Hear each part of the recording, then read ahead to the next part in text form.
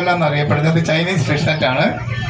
17th സെഞ്ചുറിയിൽ British Chinese Europeans എല്ലാം business വേണ്ടി വന്നപ്പോൾ മീൻ പിടിക്കാൻ ഉപയോഗിച്ച ടെക്നിക്കാണ് ഇത്. ചൈനീസ് ടെക്നിക്കാണ്, ചൈനീസ് ട്रेडिशनल.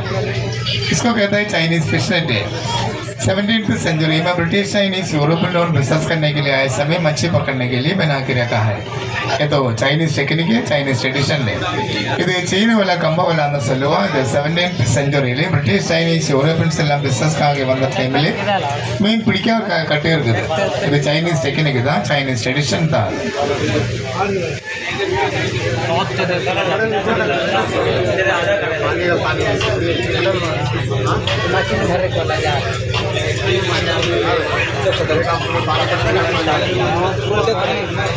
அந்த குழந்தை உட்கார சொல்லு, நிற்கக்கூடாது.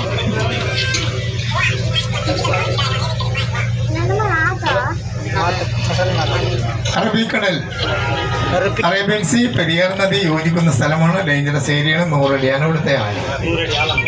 तो अरेबियन सी और पेरियार नदी इधर ज्वाइन होता है तो डेंजरस एरिया है. 100 फीट होता है पानी का नीचे. இது அரபிக்கடல் பெரியார் நதி சந்திக்கும் இடம் தான் ரொம்ப டேஞ்சரஸ் ஏரியா. 100 அடி ஆழம் இருக்குது தண்ணிக்கு கீழே.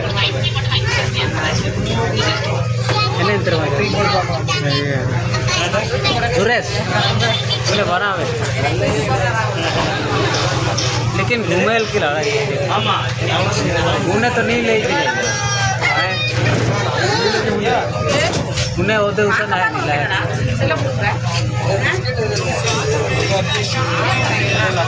पानी पानी ഫോർട്ട് കൊച്ചി ബീച്ച് ഇവിടെയാണ് വാസ്കോ ഡി ഗാമ രണ്ടാമത് വന്നത്. അദ്ദേഹം ആദ്യം വന്നത് കാപ്പാട് ബീച്ച്, കോഴിക്കോട്. कहते फोर्ट कोची बीच है इधर आए जब Vasco D gamma second time. First time आया है कापाड़ बीच कोഴിക്കോട്.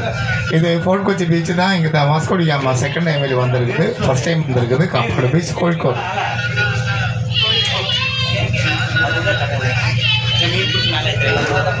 वीडियो